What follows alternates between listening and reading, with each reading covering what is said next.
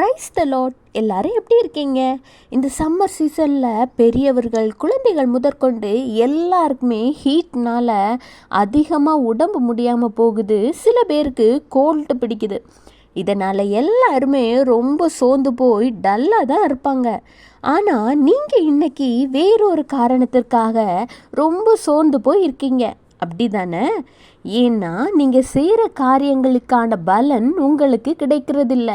எவ்வளவோ ரிஸ்க் எடுக்க பார்த்துட்டீங்க, எவ்வளோ ஸ்டெப் எடுத்துட்டீங்க, ஆனாலும் உங்களுடைய பலன் கிடைக்காம ரொம்ப சோர்ந்து போயிருக்கீங்க. ஒன்று மட்டும் ஞாபகம் வச்சுக்கோங்க, ஆண்டவராகிய இயேசு கிறிஸ்துவோட செல்ல பிள்ளைகளுக்கு சோர்வுங்கிறதே இருக்கக்கூடாது.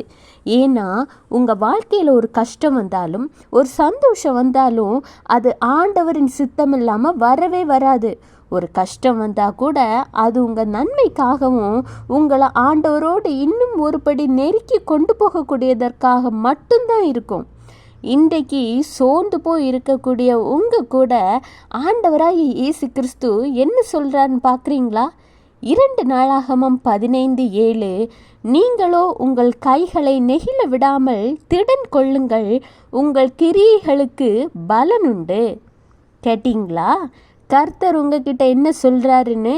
என் மகளே, என் மகனே, திடன் கொண்டிரு, நீ கவலைப்படாத, சோர்ந்து போகாத, நான் உன் கூடவே இருந்து நீ செய்கிற எல்லா காரியங்களையும் நான் பார்த்துக்கிட்டு தான் இருக்கேன், உன் கூட தான் இருக்கேன். நீ செய்த அந்த கிரியைக்கான பலன் உனக்கு கண்டிப்பாக உண்டுன்னு சொல்கிறாரு.